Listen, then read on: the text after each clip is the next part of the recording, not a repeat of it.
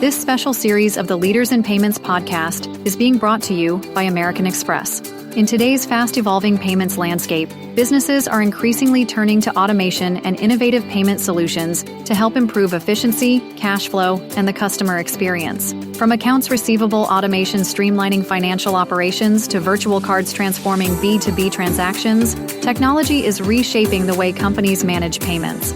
In this series, we'll explore how these advancements are helping businesses reduce friction, enhance security, and make smarter, data-driven financial decisions. Hello, everyone, and welcome to the Leaders in Payments podcast. I'm your host, Greg Myers, and on today's show, we have a very special guest, Barrett Smith, the Chief Payments and Customer Operations Officer at Versapay. So, Barrett, welcome to the show.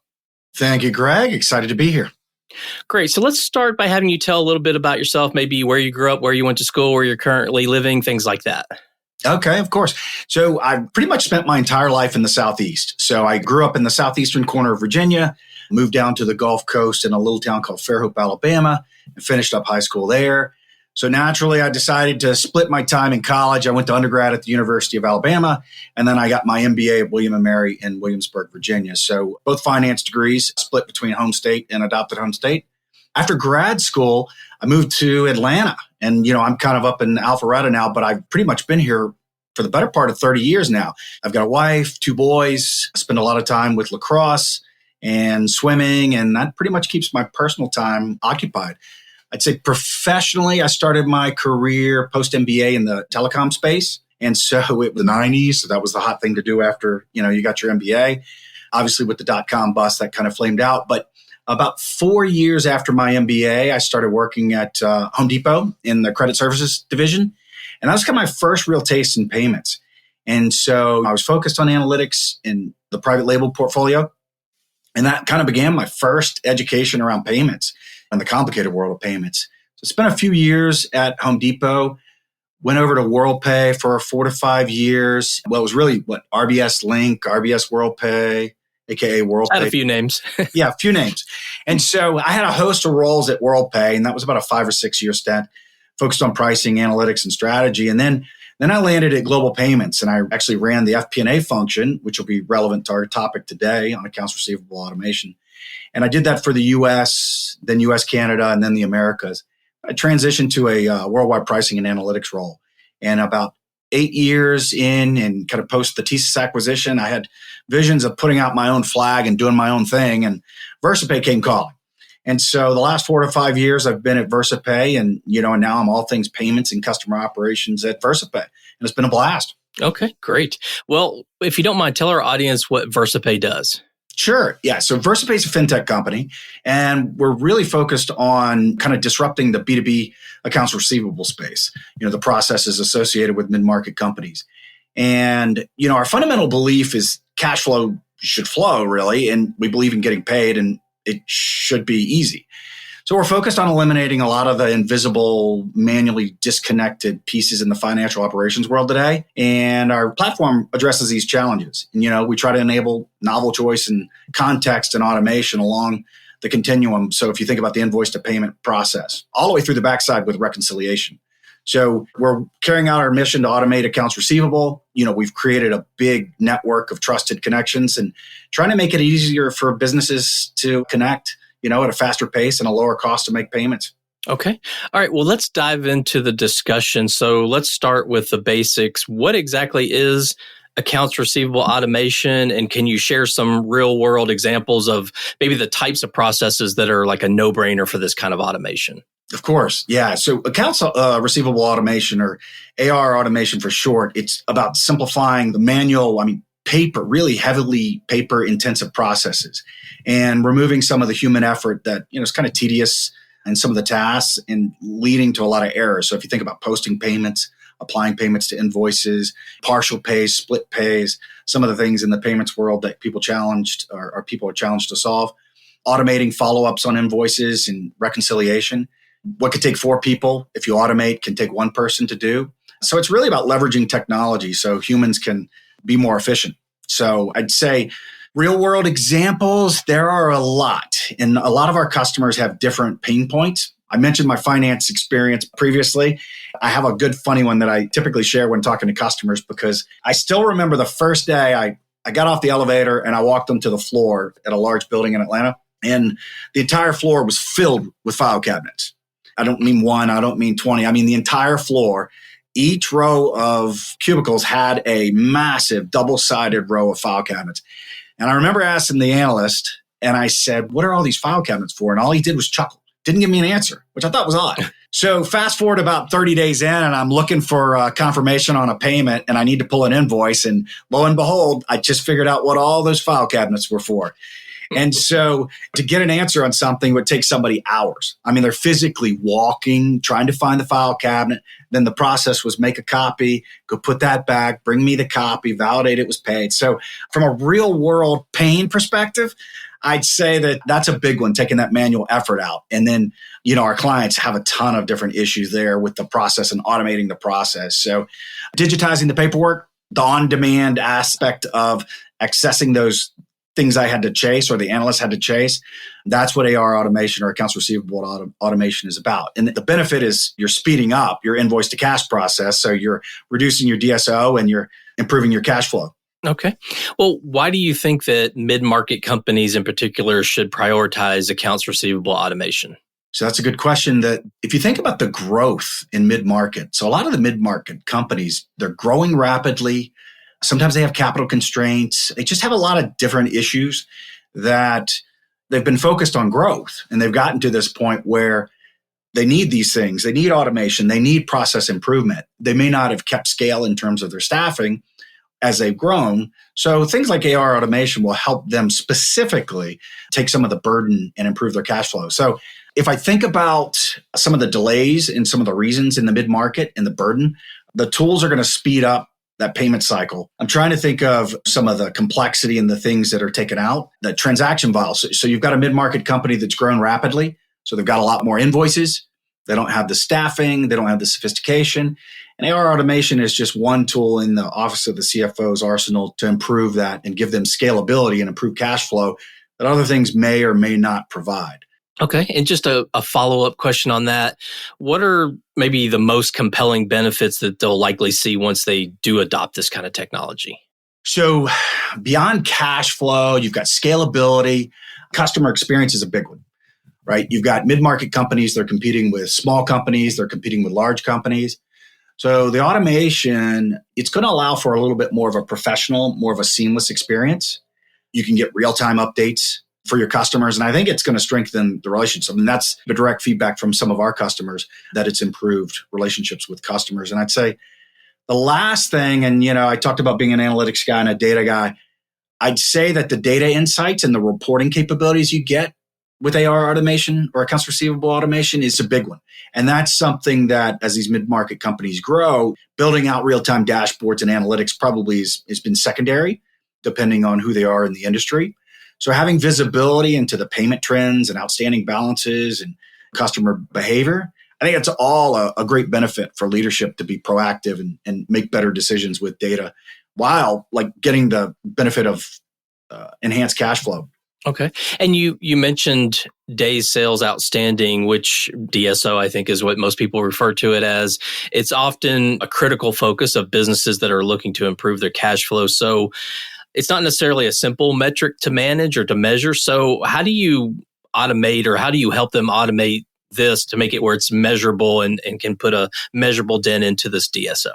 DSO is no different than any other metric in that the supporting data and building out a platform of data is critical. And by automating your accounts receivable, I mean, that's what you're doing. You're creating the foundation. You're building out the capability to quickly and efficiently maintain visibility on DSO. So you've got real-time data. You're not manually calculating it. So it becomes more of a viable metric. So you can measure it now. You've got the data, no manual intervention, and you've expanded your ability to, let's say, accept payment options now because you've got AR automation tools and a platform. And you start getting into, I'll say, the secondary and third level of benefits where you're improving your DSO metric just naturally through the automation.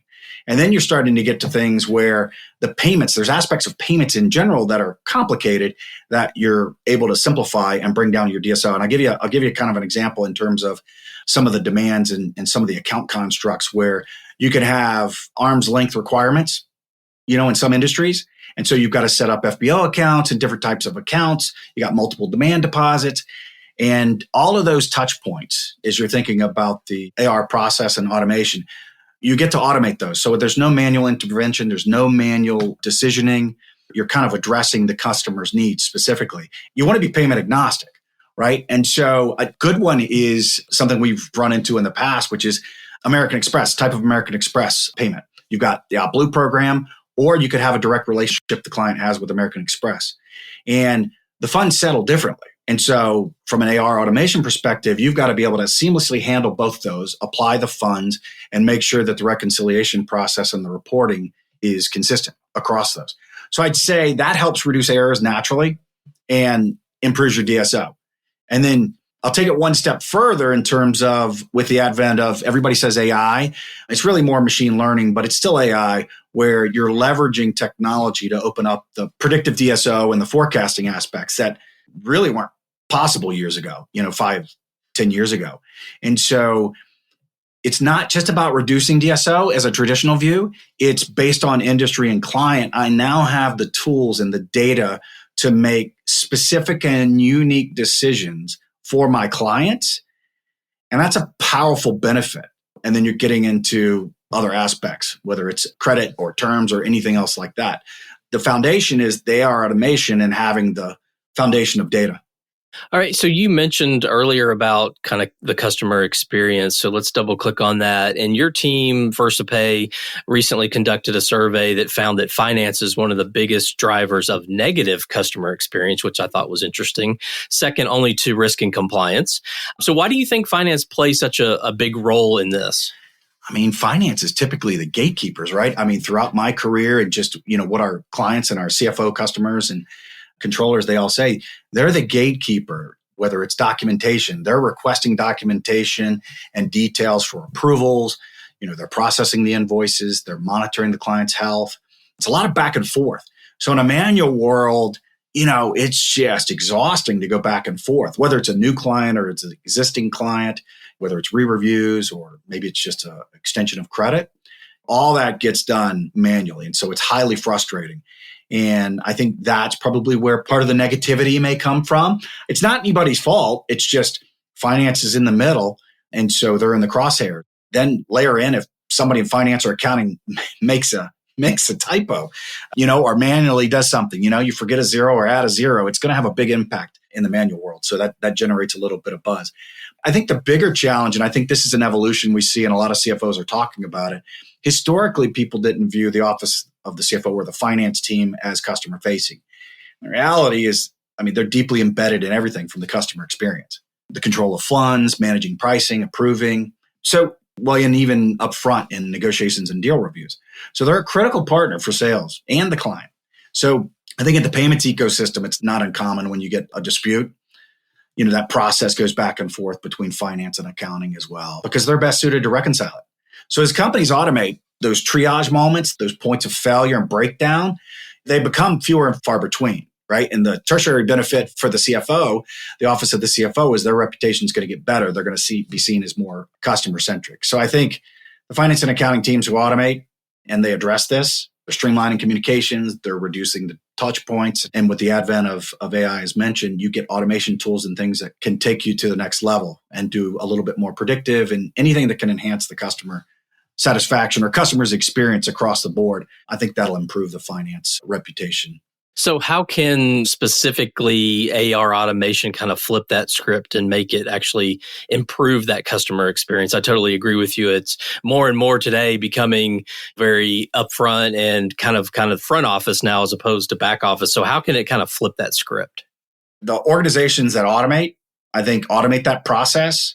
I talked about streamlining communications. I think you take those points of friction out, you leverage some of the technology, you automate. And whether it's taking a physical invoice and having to have it manually interpreted, you're now just ingesting, digitizing it, and your speed to respond moves up dramatically. And so I think with that reduction in response time, I think you're going to get a customer satisfaction, internal and external, that's going to move up. So by naturally focusing on the inefficiencies in finance, I think it's just it's a byproduct. It's a win-win. And then you can reposition finance as a customer-centric organization, and you're part of the customer experience. And you're kind of elevating instead of being that back office, you're actually elevating your position as part of that outward-facing team.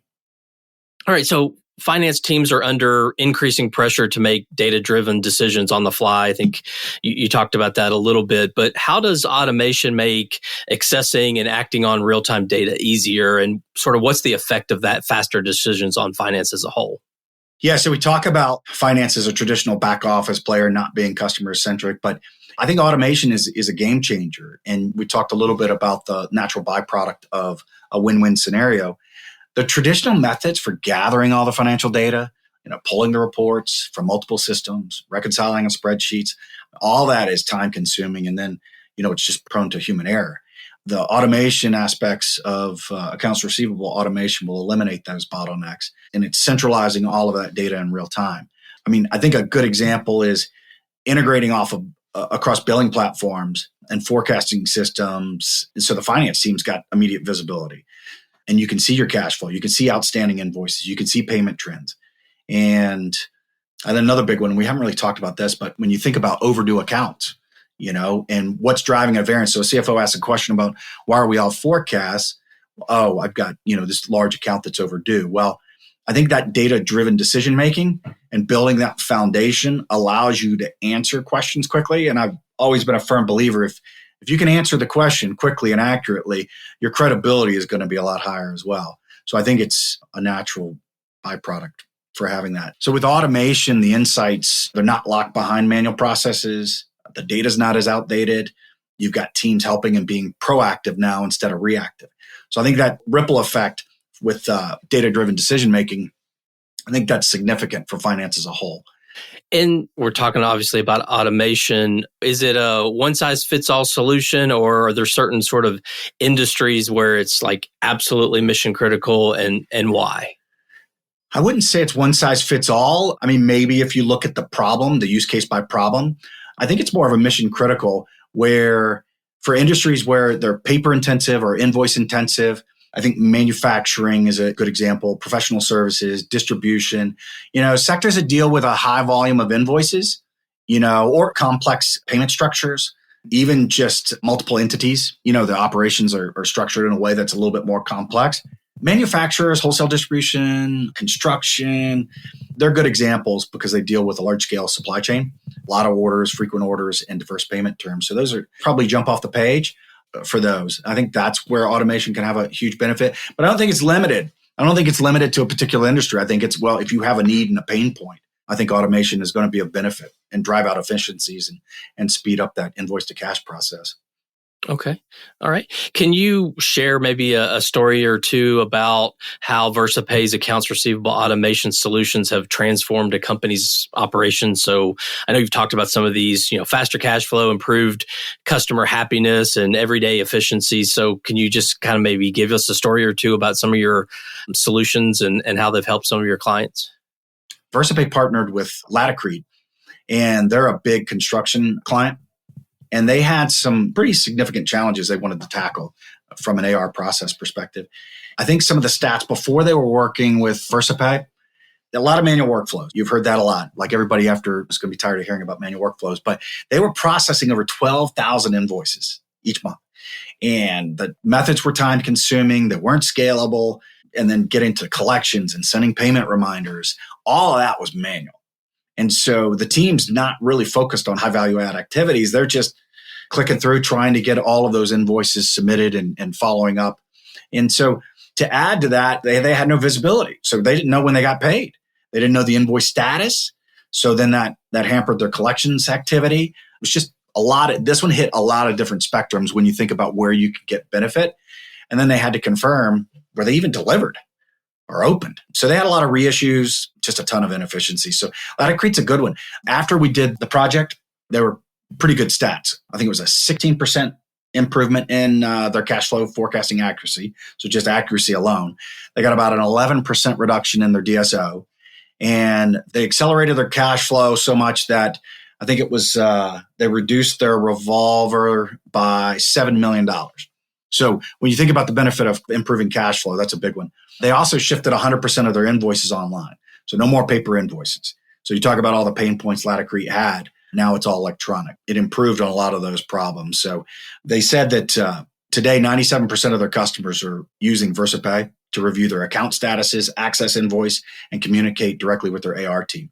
So just eliminated all of that paper process and all the human intervention. So I think all of those help them streamline their processes, and they've got a much smoother, more transparent experience for their customers. That one's been a huge win for us, and they've been a great partner. Okay, great. So what do you think's driving these mid-market sized businesses to make AR automation a priority right now? Like, are there external pressures, internal pressures? What's going on within a company that's helping to push this forward for most of them? I mean, we've hit on a lot of the drivers. I think internally, it's typically the need for growth, right? You've got growth demands, you're inefficient.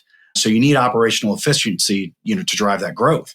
And, we talked about mid-market companies and they've got resource constraints, or it could just be capital market timing. They go out to secure capital and, where they are in their growth cycle, it's just not, I'll say, opportune, or, the costs are too high. And so I think unlocking cash flow is one of those critical elements that the CFO can look at, that it's an easy one. It's just one of many, but it's an easy one where the CFO has done everything that they can do to promote growth internally and expedite cash flow and reduce that invoice to cash process. It's not just about the capital. I mentioned the cost, but it's, you're operating on thin margins in some of these high growth mid-market companies. So they're operating on tighter margins, which just naturally translates to cash flow management. That's just the nature of it. So the AR automation, it helps push those challenges aside and lets them reinvest. You heard the Laticrete example and cut their revolver by $7 million. So it works both ways. And so I tie it together and just say, in terms of, it's a priority because the automation reduces the reliance on the external funding. It allows you to grow sustainably. And when you have those moments where funding becomes harder to secure, you've got an efficient cash flow system that gives you a competitive advantage. All right. So for companies that are maybe just getting started on this AR automation journey, what's the single most important piece of advice you would give them? So I think it's about getting the foundational pieces right and being set up for success. And what I mean is making sure that you understand your biggest pain points and what's causing your delay to your expected or desired DSO. Is it capacity? Is it manual process? Is it not understanding when you're getting paid? Is it just the sheer volume of the invoices? Or your process is just overly complex? I think step one is you've got to understand where your team's spending their time, and you've got to track those manual efforts and what the points of friction are. Then it's really being clear about your expected outcome. Are you looking to reduce your DSO? Is it improve customer satisfaction, free up resources? Is it a combination? So you've identified your pain points, you've set your goal, and I think then it's about prioritization and solving the immediate issues. Automation is going to deliver a lot of unexpected benefits. You're going to have reduced reliance on external funding, but with that, you need to adapt to the other changes that you're going to have, because you're going to have accelerated growth and some other ancillary benefits. Our clients come to us with a lot of different reasons for why they want to undertake an accounts receivable automation project with us. And when they're prepared, when they know what they want, it's pretty easy for us to diagnose where they're going to get the most benefits and help them set up for success, and where maybe it's not exactly what they expected it. Because I can put the process in or put the tools in, but if you still have some other manual processes or something on the back end, or you're not accepting payments or applying payments properly, you can create unintended consequences. And I'd say the last one on that is, there's an analogy I always use with some of the CFOs when they're starting their journey to automate and reduce their DSO. And it's the same as any metric or KPI. Like, just start building out your repository. A lot of times you get a CFO, it's like, well, I don't have anything to compare to. I don't know how to measure my success. By the time you get through that journey, you're going to have a database. You're going to start building that up. And then you're going to start having year-over-year metrics that are going to highlight your improvement. And so you'll have tangible benefits to show. And so you may not know why your DSO is so high, but by the time you're done implementing the project, you're not going to have a guess at the end of it. So, Barrett, we've covered a lot of ground about AR automation. I mean, there's a lot there, and you've explained it very well. So, is there anything else you'd like to add before we wrap up the show? On that last answer, the one thing I'd re-stress is automation thrives on clean, consistent, reliable data. So you need accurate customer records, invoices, payment histories, and things like that. So you can't be disorganized. Otherwise, you're just going to exacerbate the problem. And auditing your current accounts receivable data that's messy, not well structured, it's not going to help you. You need to be structured, and then you need to automate. So I'd say that on the foundational pieces. But no, other than that, Greg, no, just thank you for having me. I think those are some great questions, and I hope my replies will help people make the case for investing or at least investigating accounts receivable automation. Okay. Well, Barrett, thank you so much for your time. I know you're very busy. So again, thank you so much for being on the show today. And to all you listeners out there, I thank you for your time as well. And until the next story. Thank you for joining us today as we discussed how automation and digital payment solutions are helping to revolutionize the way businesses manage transactions, improve cash flow, and make smarter, data-driven financial decisions.